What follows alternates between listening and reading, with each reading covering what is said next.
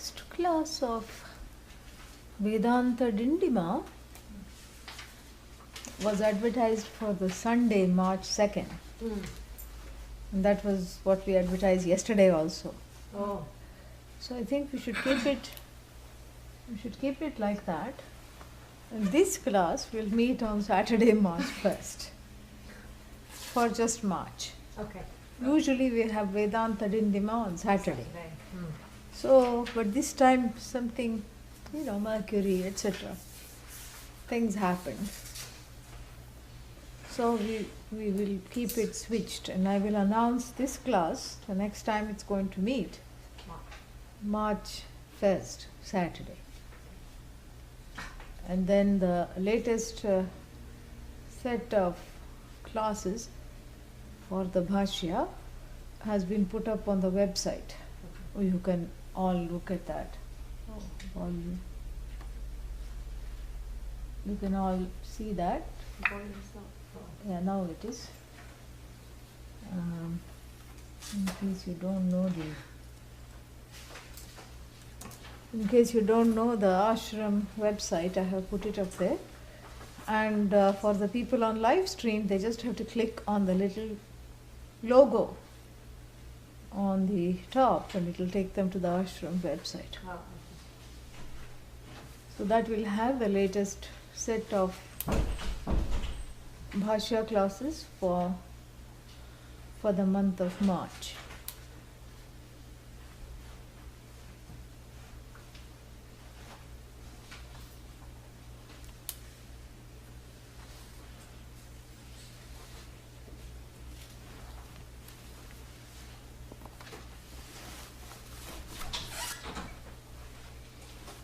Everybody has the text? Yes. You can come there instead of sitting where I can't see you.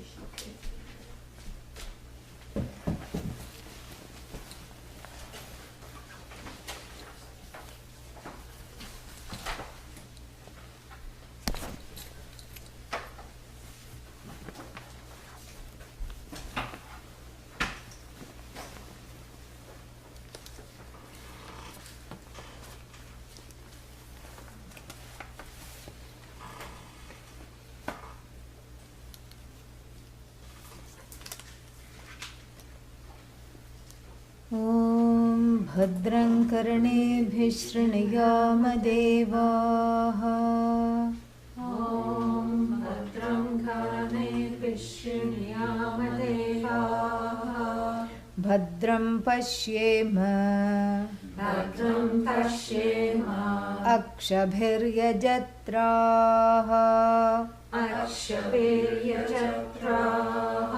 स्थिरैरङ्गैः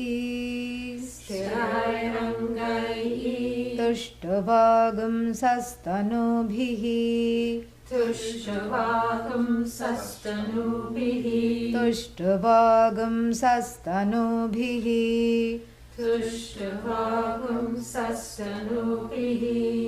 व्यशेम देवहितं यदायुः व्यशेम देवहितं यदायुः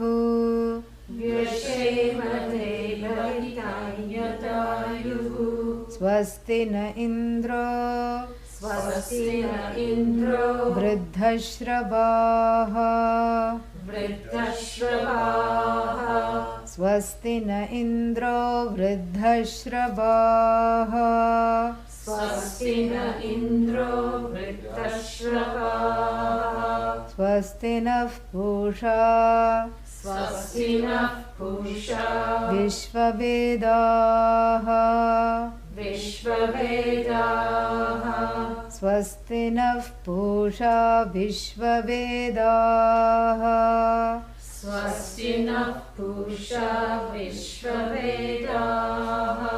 स्वस्ति नस्तार्क्ष्यो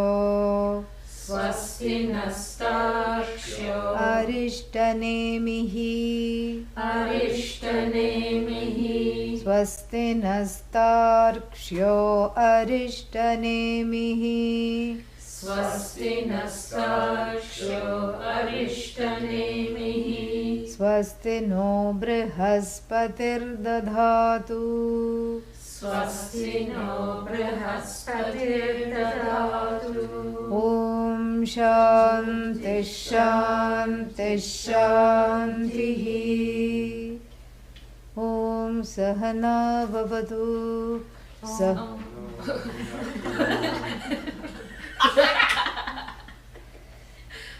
ॐ सहना भवतु सहनौ भुनक्तु सह वीर्यं करवावहै तेजस्विनावधीतमस्तु मा विद्विषावहै ॐ शान्ति शान्ति शान्तिः. The first prayer is coming well. Use the month of February to firm it up.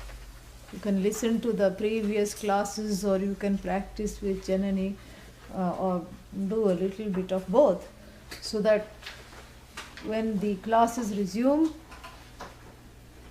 after 27 days, 26, yeah, after 26 days, then you will have, we can chant this together. Yeah? Yes. So you can do that.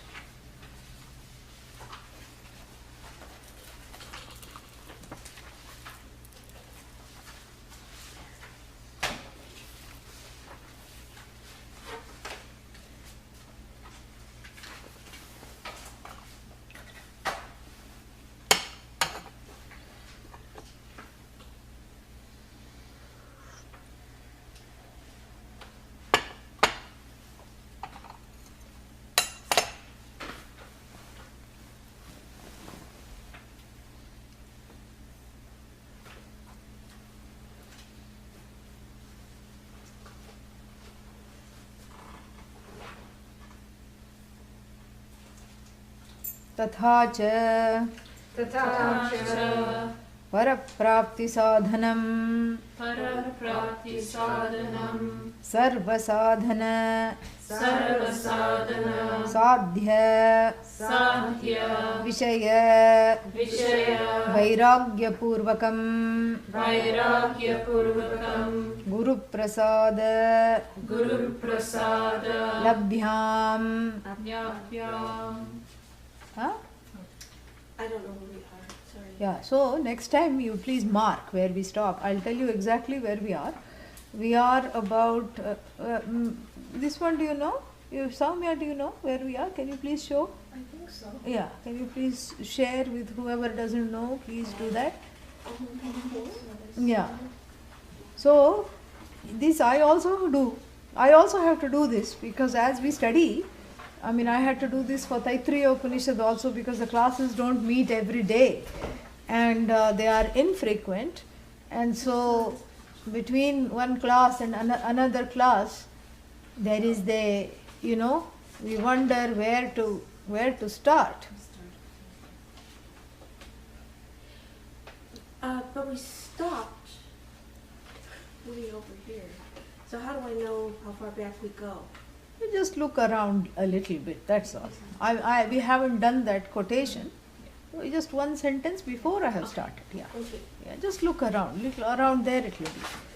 So I also have to do that because the classes don't meet every day. I mean, in a traditional Gurukulam style, what we will be doing is meeting 2-3 times a day for the classes. Each thing is studied in such detail and such frequency so that it's not necessary to mark because hopefully we remember what happened earlier today and what happened yesterday. Now, since the classes are infrequent, when we finish, you just put a dot or a line, in pencil where we have stopped so that we can start there next time. And that way it will help me also, supposing if I have not marked or something, you can tell me.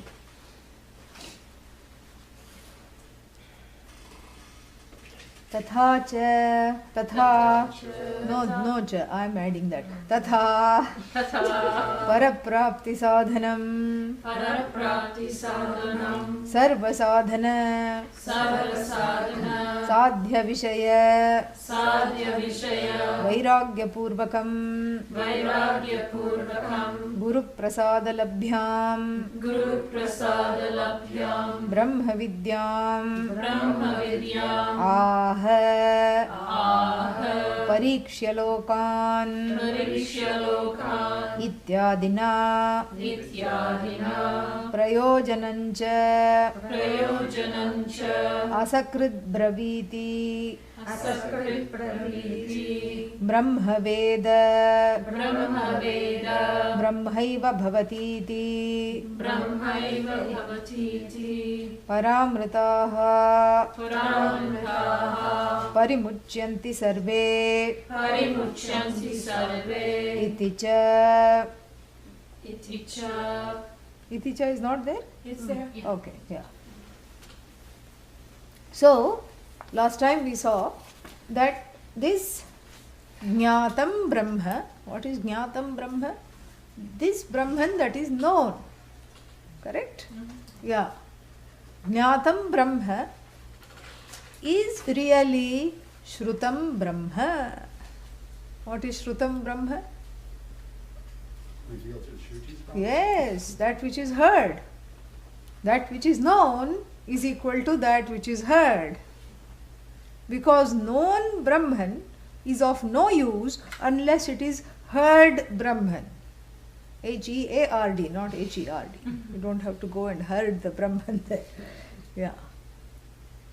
So, that shows us the sambandha, the connection between the knowledge and how this knowledge is earned. Because the prayojanam, what is prayojanam? The goal, the use of this knowledge, the purpose of this knowledge is fulfilled only when it is gained in a certain way. So, Jnatam Brahma, what is known Brahman? Known Brahman can be known, let us say, before we enter this whole arena of pramanam, the feeling or the understanding even of most people in the universe is that there are many ways to know Brahman, and they will fight with you till tooth and nail to establish this, that there are many ways of knowing Brahman, just like there is many ways of making guacamole, yeah. So you can have so many recipes, correct? You can have so many recipes, you can have, and you can also pound the avocado in so many different ways.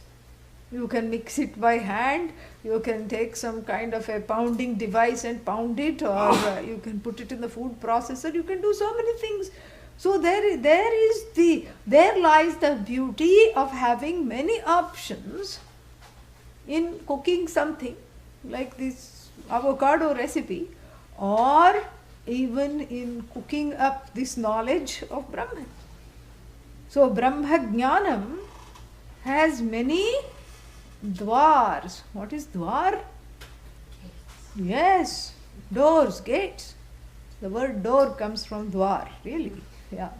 So there are many doors through this. This is the pervasive misapprehension. What is this? Why is it a misapprehension? Because Brahman cannot be gained in any other way except by bringing in what Adi Shankara does very elegantly. We saw last time in detail through the word Guru Prasada Labhyam. Guru Prasada Labhyam, through this particular compound. Guru Prasadena Labhyam. That which is gained, that Brahma Vidya, that is Guru Prasada Labhya. Labhana Yogya. Labhya means that which is deserving to be gained can only be gained, by Guru Prasada. And the word Guru Prasada we saw in detail last time. If it is not remembered, it is worth going and listening to the last lectures. And so, this which is gained only through the grace of the teaching. Guru here is not an individual. Please understand. Guru here is the embodiment, the carrier of this knowledge. So we are talking of that principle through which this knowledge is disseminated, and that principle is the unending parampara from Guru to Shishya to Guru to Shishya, starting with Bhagavan. And so therefore, starting with Bhagavan, you have this whole lineage which is traced variously. I talked about it in the beginning. And so this lineage, and then not just the lineage as something to be revered and there was this lineage. No, there is this lineage. Why? Because you are at the end of the lineage. Because without you, there is no lineage. And that is why when we worship Lord Dakshinamurti, Lord Dakshinamurti is called Ashtamurti, the incarnation of Bhagavan as the teacher with eightfold, you can say qualities, or 8 embodiments, 8 forms of 8 things, 8, not even qualities or attributes, but 8 aspects. Yes, that's better. 8 aspects that make Bhagavan Bhagavan. And so the 5 are the 5 elements, the one who is in charge of the 5 elements. So 8 aspects that are included in making up this Bhagavan. 5 elements, and then you have the sun and the moon, which Bhagavan Dakshinamurti sports on the head, on either side. And then that is 5 plus 2, 5 elements plus sun and moon, 2 celestial bodies. How much is that? 7. 8th one? Yourself. Because that is the completion of the lineage. You cannot say what a nice lineage without including yourself.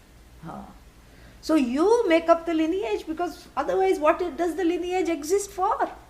What is its purpose? If you are not there, there is no lineage. This is something to be understood. So therefore, the gain of Brahman, the way to gain Brahman, the doors are becoming narrower and narrower, or the doors are diminishing. And then when you say Guru Prasada Labdhya Brahma Vidya, that Brahma Vidya which is gained through this, the blessing of this lineage, through the blessing of the teacher, the teaching, and also what? Your own blessing to allow yourself to be the recipient of this lineage, to be a shining sun, moon and star of this lineage. I like star. Yeah, you have to be the star of the lineage. That is what it is. So this disinclusion of oneself, especially this is true when you're studying online, because you're sitting somewhere and you're looking at a computer screen, you say, what lineage? But the lineage is ubiquitous. It travels through the cyber paths, correct? Yeah, it travels. That's why we have camera, we have all these yantras in front of the teaching. And so here also there is a connection. There is a connection. Because that connection alone makes the knowledge possible. But if you watch this, there are different ways to watch this video. You can watch it from the standpoint of the academic. Let's see how many grammatical, the taking apart was done. Let's see what this says. Let's see if I agree with this or not. Those are different ways of watching this video. And I don't even have to put it down in writing. You can take it down, you can yourself write it down. That if anybody were to watch it like this, what will happen? Nothing. Business as usual. In other words, ajnanam as usual. Yes. That will not remove the ajnanam. And several people write to me, saying, I watched this video on live stream and somehow got your address or something and everything, and I feel a connection. Even though they may be living somewhere in Spain, they may be living somewhere else, I have never seen them. I don't know what they look like. Sometimes I don't even know their names until they write to me. But until they feel, until that connection is felt, the knowledge does not become a transmission. And that connection is not it may start off as something subjective, but really speaking, it's the most objective thing there is. Because that connection is you hooking into the knowledge as a worthy recipient. That is the best aspect of the term prasada, as not an unworthy person, but as a worthy recipient.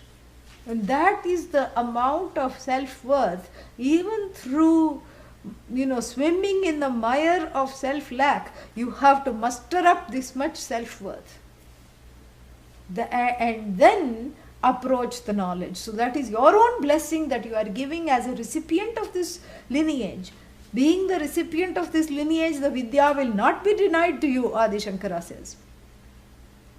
And so whether you are near or far, you have to redefine yourself as the end point of this lineage of a knowledge that has survived colonialism, a knowledge that has survived two world wars, a knowledge that has survived all kinds of other distortions, because this is something that is you, which can never be distorted. And that is what you are receiving. This is not some kind of an academic, I think I want to improve my Sanskrit, or I'm already teaching. This is another thing that I encounter. So I'll pick up a few pointers because I'm already a teacher. All that you lay down. You lay down all that, really. Oh, I know this already. Even if you know it, put that aside for now. And open, that is that opening, and the ability to give yourself that gift of that opening is what is the most powerful aspect of this phrase, Guru Prasada Labhya. That prasada includes Atma Prasada, that which you yourself say, I allow myself to be the recipient of the teaching of this lineage. Because there is a proactivity there. Despite the fears, despite the insecurities, this knowledge is, I'm not defaulting on this knowledge because nothing else worked. Even though that might be the case, that is frequently the case. It's an old, sad, tired jiva, not the person, the jiva, that comes to this knowledge. Sad, jaded, faded, jiva. And that's okay. That is generally how it happens. But in through this fading, in through this jading experience, there should be something which is proactive. Don't, let the knowledge choose you. You have to choose the knowledge. And the knowledge, as I told you, it's like a package deal. It comes with a few things that you may not want. Like this guru, it comes with. Who is in this journey, the guru is the tourist guide. And sometimes you say, I have only 1 or 2 weeks for this vacation. So if I started to go and see all the things myself, I will never do it. And then, so therefore, I'm signing up for this package tourism, correct? And you sign up for this. And then, you have to be hurried in and out of the bus, and they give you only 10 minutes to shop and all these things, Yeah. And how do I know all this? Because they had a spiritual tour package when I went to Japan, going from shrine to shrine. And on the final day of the conference of 2 days, they had all these spiritual guided tour. And, and everybody and this was at the end of the conference, and all these religious leaders, they were all wanting to talk to each other, because by this time everybody got to know each other, and they were sitting in the bus, myself included, and everybody wanted to catch up and talk to each other. And, and I met another Swami from our lineage, and he and I were catching up with each other. And as a result, the tour guide, who was trying so hard to show us what was what we were supposedly missing and what was in the sights and the sounds, was at best seen as a mild, unnecessary annoyance, because nobody was listening to her, poor thing. I mean, I did make an attempt to listen, but and everybody made an attempt, but it was very infrequent and hardly there. So, but that cannot be the case in Brahma Vidya, because the tour guide is the star, because without the tour guide, the sights and the sounds of what you see, and especially that what you see is beyond all sights and sounds. Yattat adreksham agrahyam avarnam agotram, this very Upanishad is going to say when? Extremely soon. It's going to reveal, soon after the lineage, it's going to reveal Brahman as Yat Tat, that which is Adreksham, beyond sight, that which is not an object of sight, not an object of hearing, not an object of grasping with a pause, and not an object of any sense organ.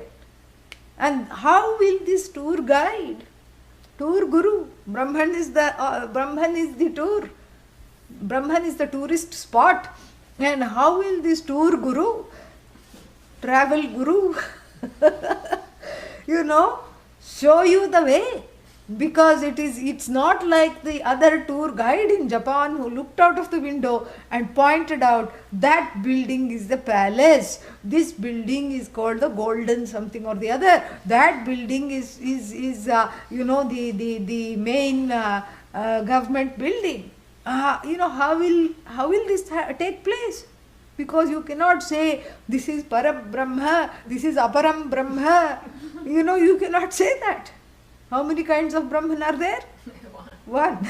Only. And that is the one that is sitting. That is the one that is talking. That is the one that cannot be talked about. How? So therefore, you see, it is not like the regular tour guide who is saying, only 10-minute break, get back into the bus, and then you have to, and the tour guide's job was not easy then either, because some of the religious leaders would not emerge from the shops, and she had to go and get them very kindly and say, okay, bus is leaving and you have to come and get back on the bus. And so like this, her job was not easy.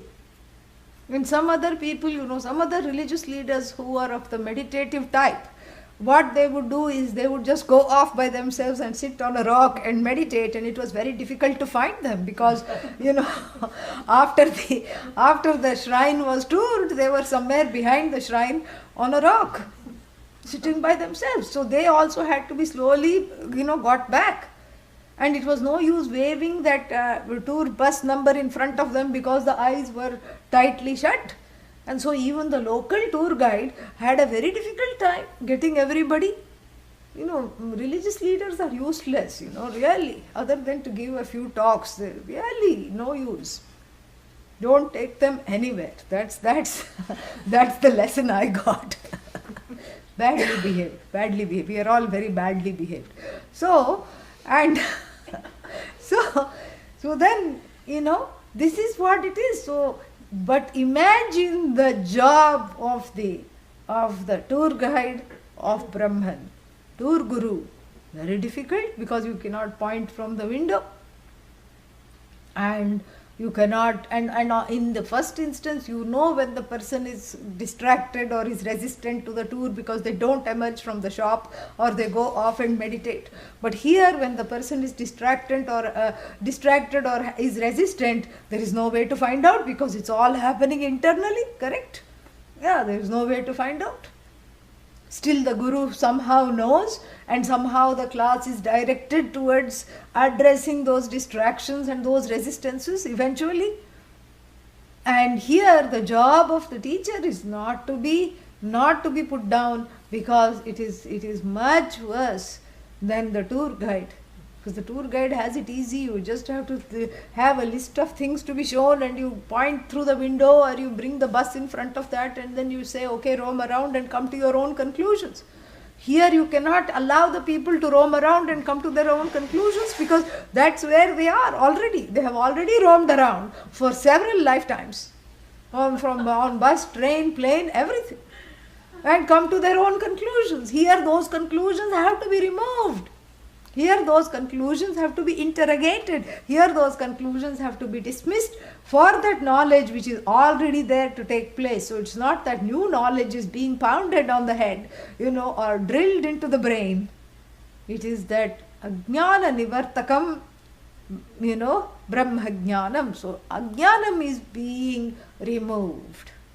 So one is removing that. And so without the teaching, this cannot take place. Therefore, I go back to the first sentence I said, Shrutam Brahma is alone, Jnatam Brahma. So Brahman is known. So one is the Sadhya is Shravanam, and then Jnanam is Prayojanam, is the purpose, is the goal. So that is the connection between the Sadhya, that what is there. So Vishaya, which is the Sadhya here, the Vishaya and the Prayojanam Sambandha is talked about in this line, Guru Prasada Labhya Brahma Vidya. So that which is deserving of being gained through tutelage under the handling of a Guru who has some expertise. It's not some manufactured expertise, it is learned expertise from his Guru, from her Guru, from his Guru, from her Guru, until Bhagavan Dakshinamurti.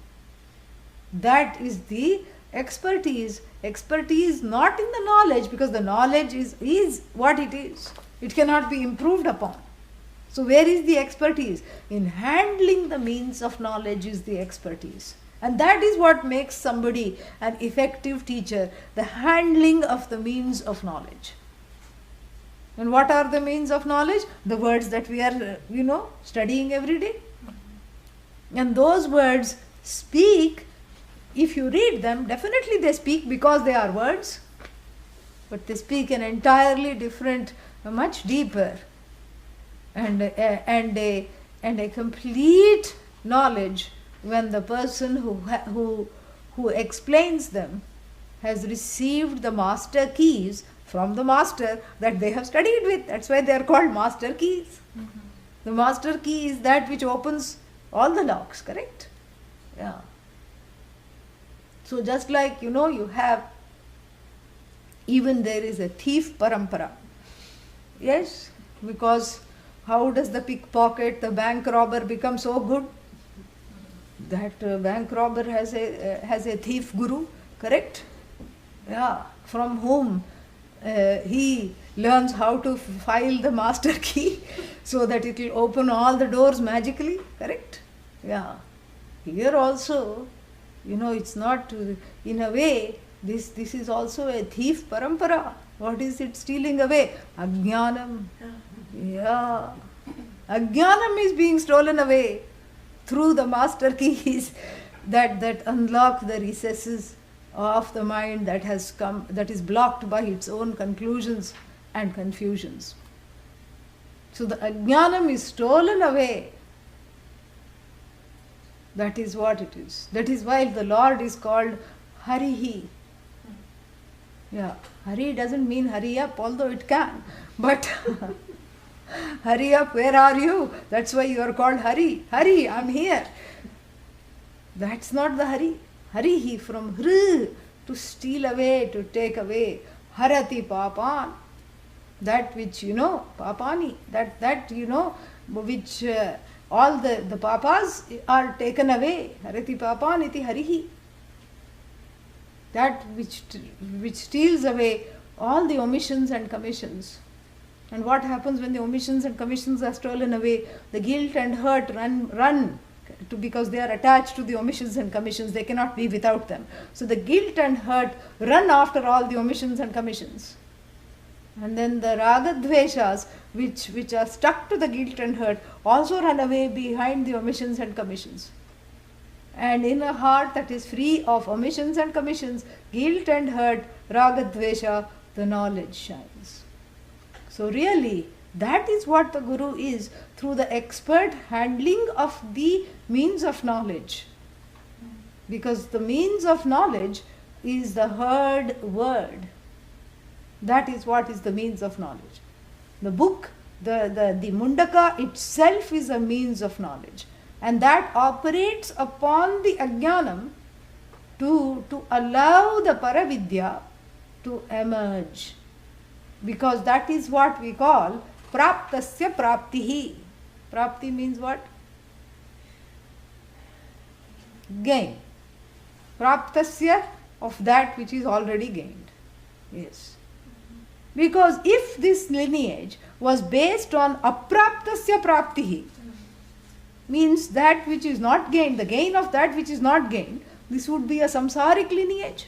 And for that you already have parents, uncles, aunts, because their job is to make you strive for gaining that which is not gained. And they will painfully remind you every holiday. That is why the holidays are so stressful. Look, they may not remind you directly, but indirectly the thing will come. Oh, cousin so and so is doing so well.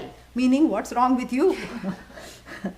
You are studying some Vedanta. What is wrong with you? Cousin so and so is so rich, so successful, has so many houses, so many cars. And then ... fill in the blanks, meaning, look at you.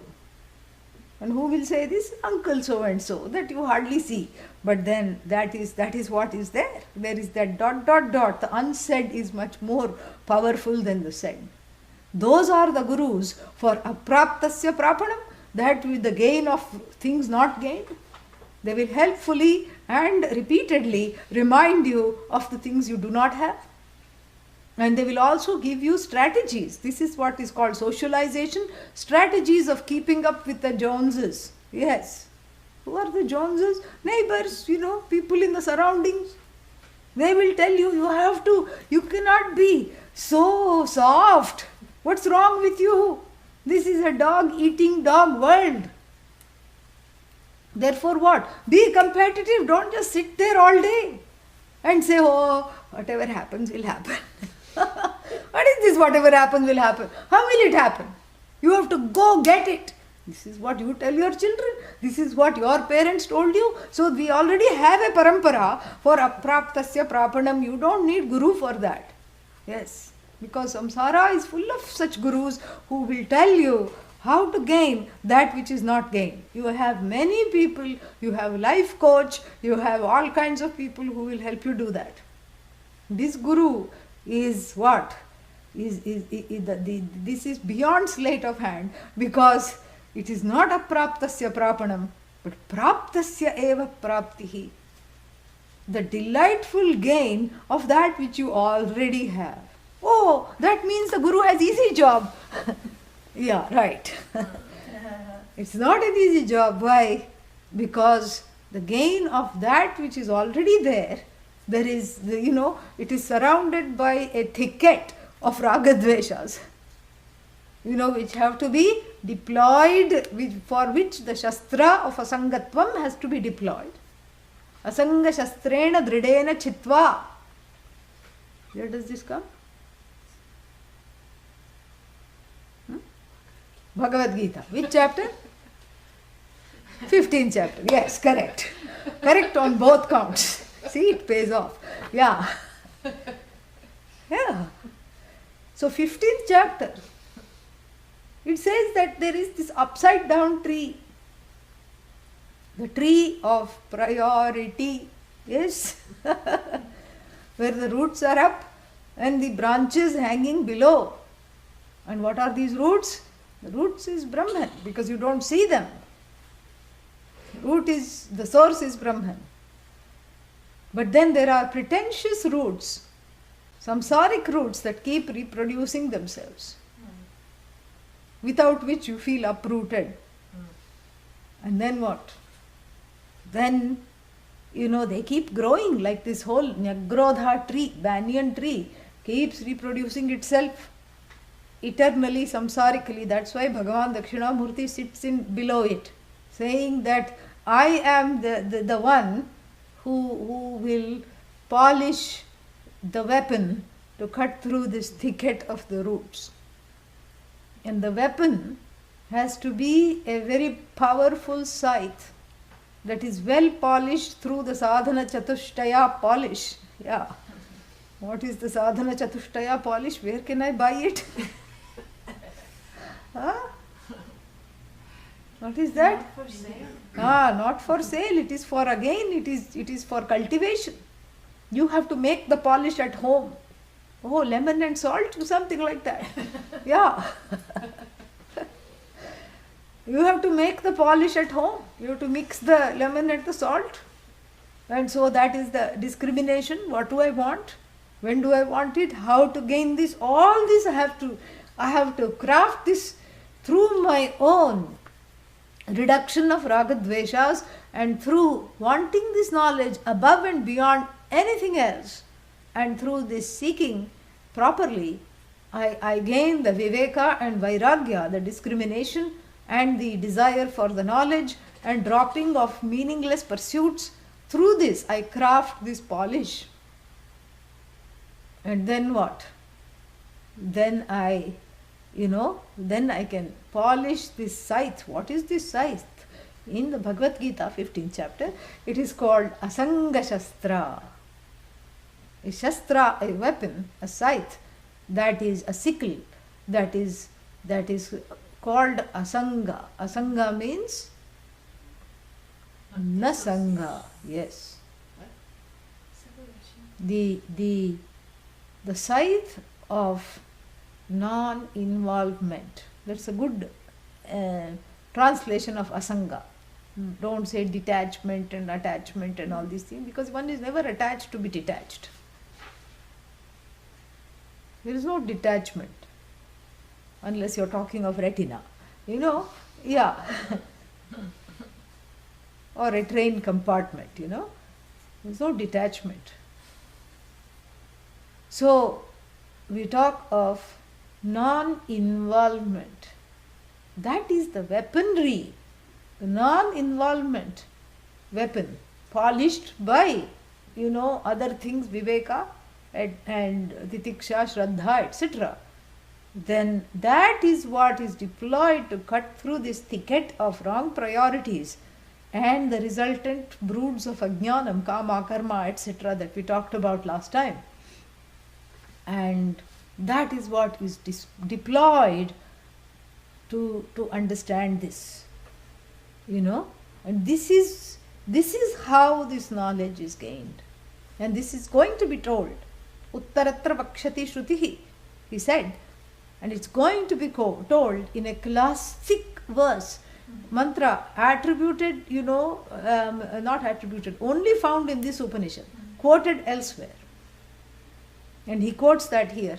Pariksha lokan karmachitan brahmanaha nirvedam ayat nastya kritah kritena tad vijnanartham gurumeva abhigachet samitpanihi shrotriyam brahmanishtham. In fact, that is one of the most important mantras, the most important mantra, you can say, associated with this Upanishad. And of course he quotes that because it says that, take this scythe of non-involvement, which is vairagya really. Parikshya lokan, examine all the things that need to be gained, that you haven't yet gained, examine all the things that you have gained and see the futility of both. Examine also the various lokas in the hereafter, these fields of experience which promise glitter and shine, promise that which is lasting when they don't themselves last. Examine that and throw it away, throw the desire for those things away. And then what? Change the channel. Yes. Click, click, with a remote. Change the channel to undergo a significant difference in not what you pursue, because whatever you pursue is really moksha. Even when you pursue money, you want moksha. Change is not in what you pursue. Because, people generally say, oh, you have to let go of dharma, artha, kama, and then go to moksha. Rubbish. Yeah. There is no dharma, artha, kama really when you are studying Bhashya. There is only moksha. We see this in the Kathopanishad. That variously shines through the masks of dharma, artha, kama.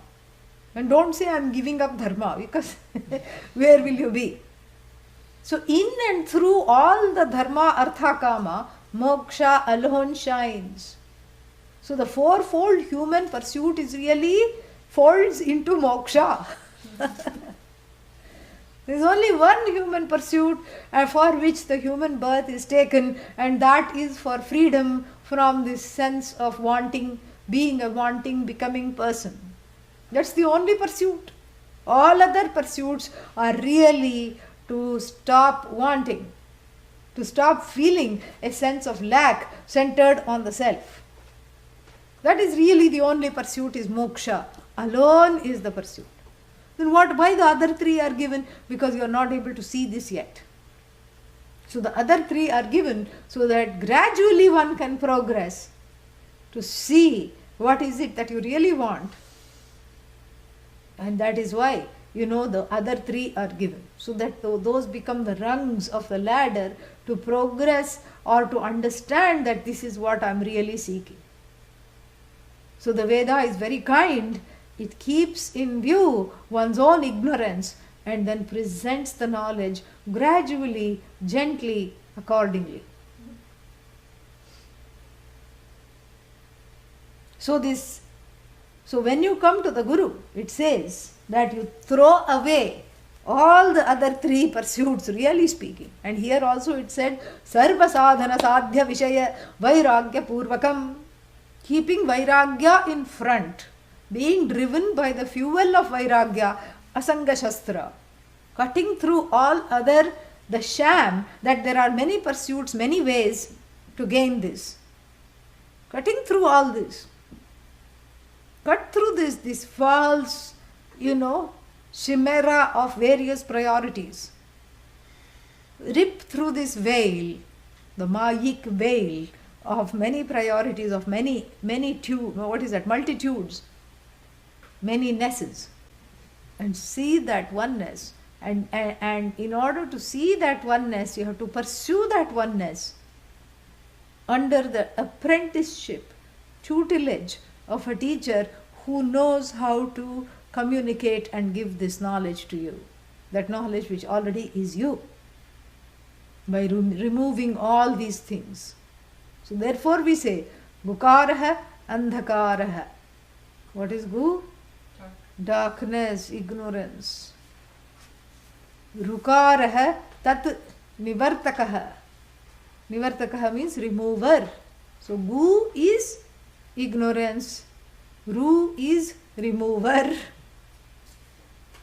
And remover. So Guru means remover of ignorance. That is the only definition of Guru. There is no other definition. Even though they say travel Guru, cooking Guru, this Guru, that Guru, it's not the correct way to use the term. The one who removes ignorance, the one who can make you see what they see, that is what is called Guru. So he quotes this classic mantra to show the centrality of the mantra in the Upanishad and to show the centrality of the teacher in this teaching. That this is not that there is many ways to obtain Brahman by reading, by writing, by dreaming, and then by conjecture. No.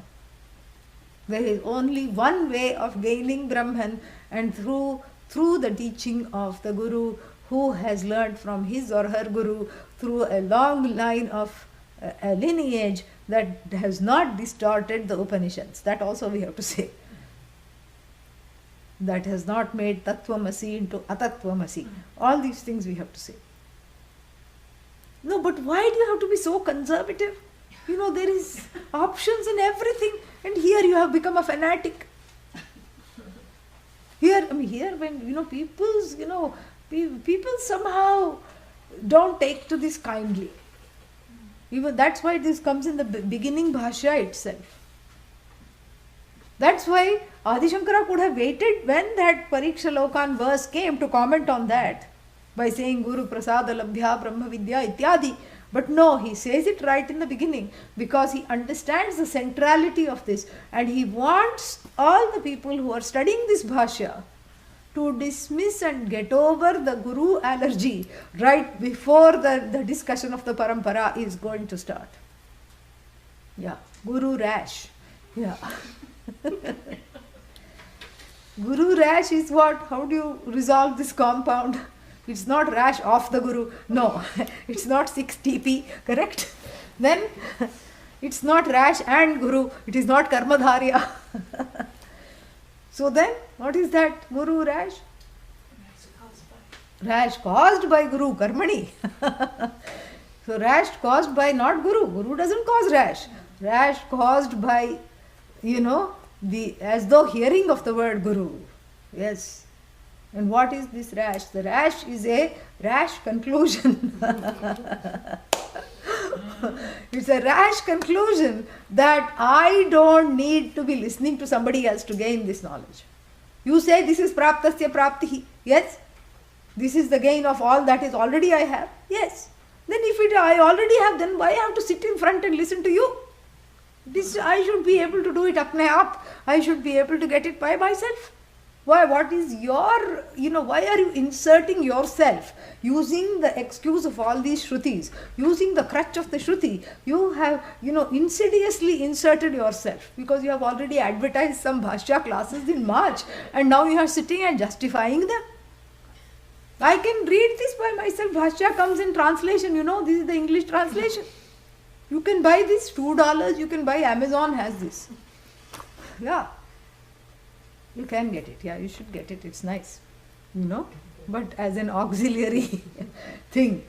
So, but you can get this. Why I need you? I can get this. I can get this. And then, I don't have to listen to you.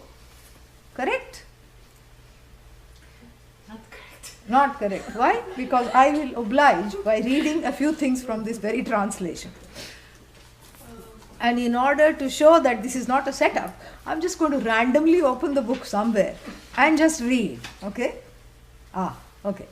Very nice. Bhagavan helped me. This is the translation of the Bhashya. All the effects of the lower knowledge having been stated, and that imperishable is alone the truth called the Purusha, and that capital T is the essence of this phenomenal existence, the source of which everything springs from, and the place where it all gets dissolved. That reality, after knowing which everything becomes known, is the subject matter of the higher knowledge of the Brahman. That has to be stated. Hence commence the subsequent text. Again, I am translating the text. That thing that is such is true as from a fully ablaze fire fly off sparks in their thousands that are akin to the fire. Similarly, O good-looking one, from that imperishable originates different kinds of creatures, and into it they emerge. Shall we end the class here?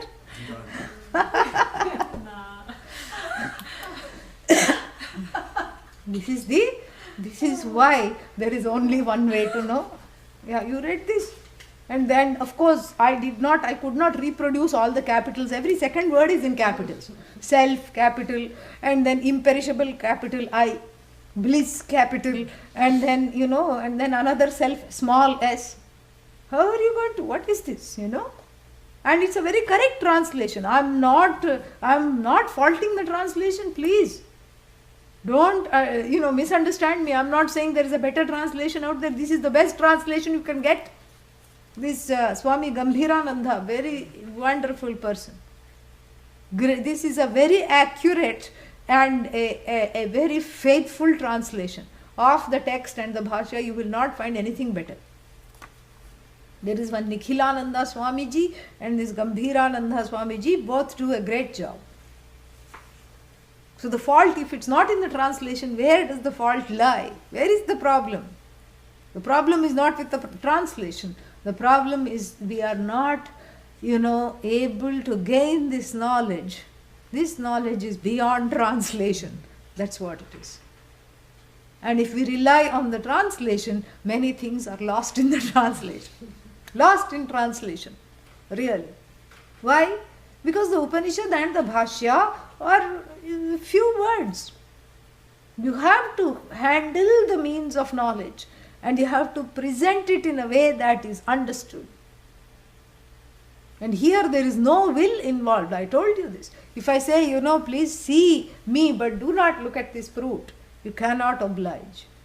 So the knowledge is what is called Vastu Tantram Jnanam. Write this down because there will be several quizzes on this. Vastu Tantram depends on the object. The knowledge does not depend upon the person looking at the knowledge. The knowledge depends upon the object. The knowledge is as true to the object, as good as the object. So, and if the object is the subject, I, then what does the knowledge reveal? I. And it reveals I in all its glory as it is. Not as it should be or as it was. No, that's why Tattvam Asi, as you are. You are that it reveals. And that revelation is like the revelation of this orange, which is achieved by the eyes. What will is there in knowing this orange? Is there a will in knowing this orange? No. No? You cannot say, even if you want to eat a mango right now, you cannot say this is a lovely mango, I'm going to pretend this is a mango. Color may be same, but it's not that. It is what it is, you cannot make it to be not what it is. Same thing with Tattvamasi, you are that which is the cause of the universe. That is what it is. That alone is going to be revealed. And for which you cannot deny it. Because this knowledge is not subject to negation. Denial is self-denial. If you deny Brahman, you deny yourself. Veda says that. Asanne vasabhavati asad brahmeti veda chet. Chet means if. If you say there is no Brahman, the one who says, that person themselves becomes as good as non-existent. Asad bhavet, that's the thing. Asat means non-existent. Because you are the source of that existence. You are that. And so that has to be revealed. And this knowledge, there is not a single person on this universe that does not want this knowledge. Because this is what they want. This is what they want to hear. That's why people get married, so that somebody will say something good about them. Doesn't work sometimes, yeah. But this is how it is. At least one person, that's why it's called significant other. Why is it called significant other? How do you resolve that compound? The other which says some significant things about you. The other who always has some significant things to say about you. The other who regards you as significant. That is one is called significant other. Even in English we have compounds. So, but as opposed to insignificant others, correct? The one who will always regard me as significant and who will say some significant things about me, things that matter. You are Indra, you are Chandra, you can never do anything wrong. This is what one wants to hear from the significant others. But frequently what does one hear? I told you. I told you not to do this. This is why you are like this. Unfortunately, yeah. This is all because of karma, I suppose. Or this is just samsara. But the main significance is what? You are the only thing that is significant. You are the significant without another. This is the significant non-other. You are that. There is nothing other than you. You are the only significant thing there is.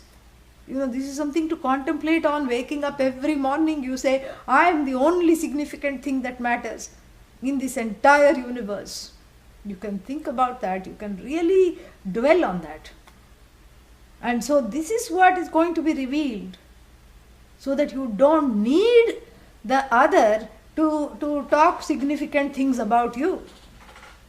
Oh, that is scary. That means I won't need the other.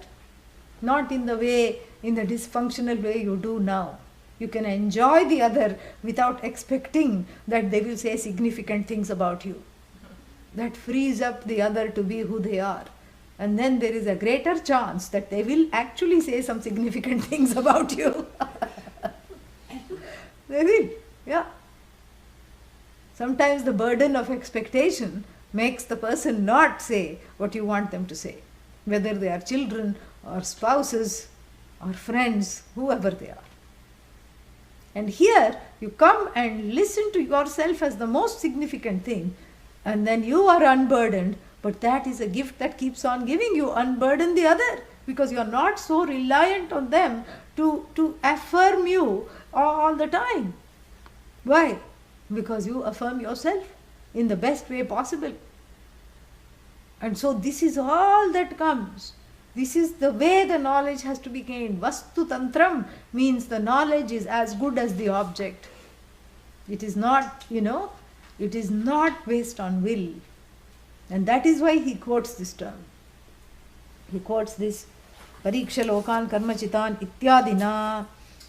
And then ityadina prayojanam cha asakrit braviti. And he says the goal of this knowledge, the Upanishad says asakrit. Asakrit means not once. Means what? Not even once it says. No, repeatedly. More than once is talked about. The goal of what do I gain by tolerating the teacher,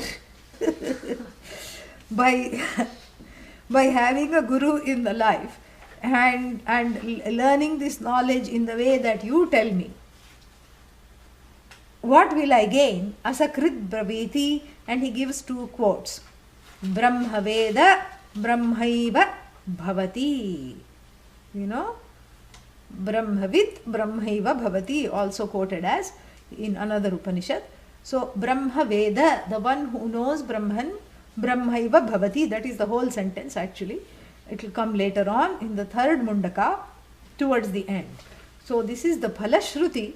So the one who knows Brahman, Brahmaveda, becomes only, bhavati means becomes, correct? Becomes Brahman. Oh. What was that person before? Brahma. What is the person afterwards? Brahma. So the word becomes has to be taken in double quotes, apostrophes, because there is no becoming. Yeah.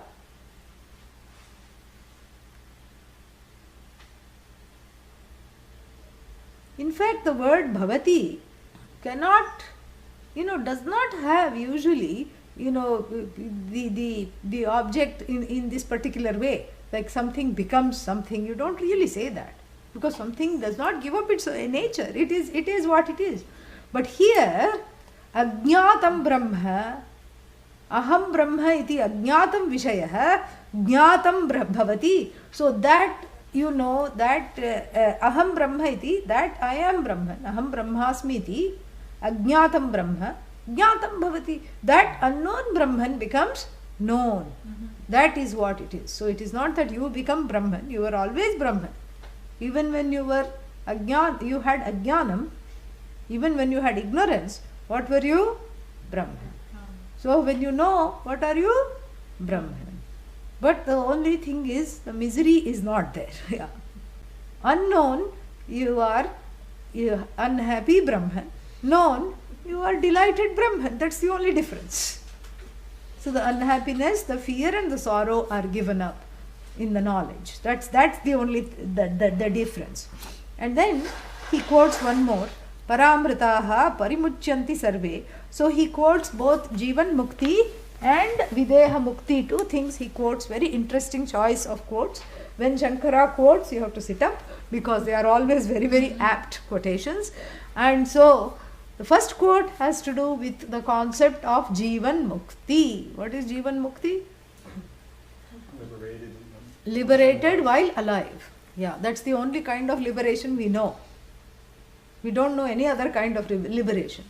Because unliberated, you go anywhere after life, hereafter. What will you get? More bondage of different kinds, more finitude, more encountering things that come to an end. And the travel also comes to an end. this Upanishad is going to tell. And then you come back and to the world of mortals again and again. So therefore, that is not the liberation. So the liberation is knowing that while living in this body, what kind of body? Loda body. This wibbly wobbly body, wibbles and wobbles and can't even stand straight. And then the mind, of course, never mind, let's not even discuss the mind. And in this kind of a body and mind, a free spirit, pun intended, resides, abides as it were, space-like in its accommodation, and in fact it is not trapped in this so-called cage of the body-mind sense complex. There is no cage. There is only age of the body, that's all. There is no cage. No, no body shall a prison make. Yeah, it's a wrong quotation of an English poet. Stone walls do not a prison make, nor do the iron bars of a cage. That's the beginning of this. So here, for such a person who is liberated while alive, the body is no longer a prison. The mind is no longer a cage. All there is age, I told you. Because the person is free within. So the without doesn't matter. And that's why you can never imprison a sadhu. Like Mahatma Gandhi looked forward to going to jail during the British, the British Quit India movement and everything, when we were being ruled by the colonial forces. Mahatma Gandhi was a sadhu. And in fact, he was always in this loin cloth and this one small upper cloth, and the Queen refused to meet him when he went to England. He said, I'm not going to meet this fakir who is half dressed, half naked fakir, she said. But he visited Downing Street. He went to the Prime Minister's house. Queen said, I'm not going to do this. This is beneath my dignity to meet this half naked fakir. Fakir means saint. And so, in fact, he looked forward to going to prison. Why? Because nobody bothered him there. He could read the Bhagavad Gita. He was undisturbed, he could read too, and he was just a quiet person. He just wanted to be by himself.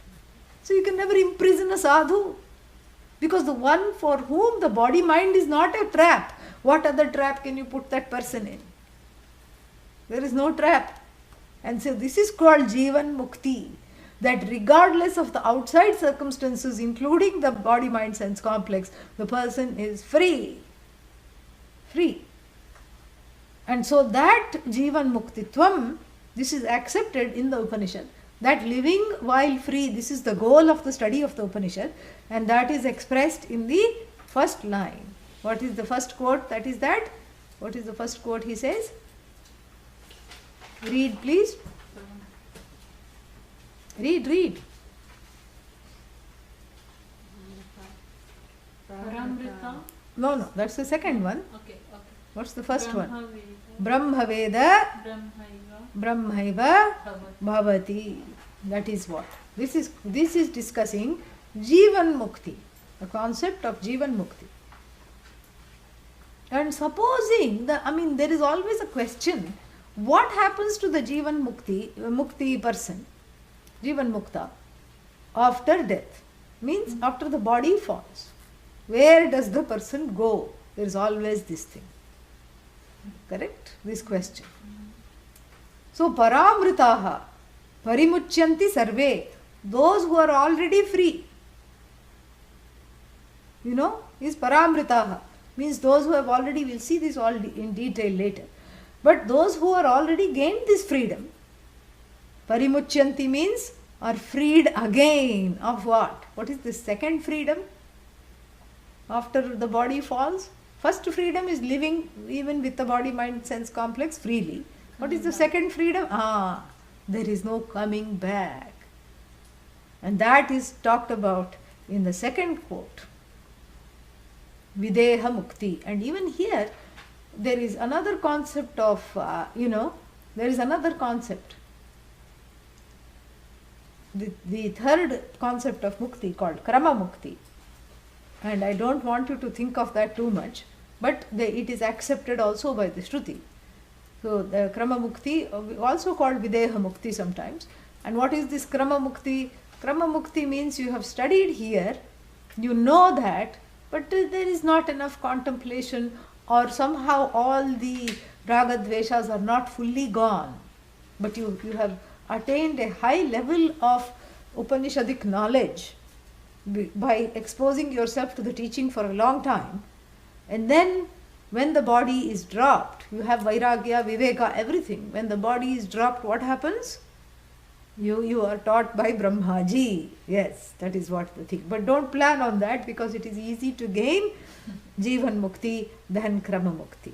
So he quotes these two things to show both those muktis, and that is the prayojanam is moksha, in other words, So that is what he shows. We will take a 15-minute break, come back and proceed further. Om Purnamadah Purnamidam Purnat Purnamudachyate Purnasya Purnamadaya Purnamevavashishyate. Om Shanti Shanti Shanti. Hari Om Shri Gurubhyo Namaha. Hari Om.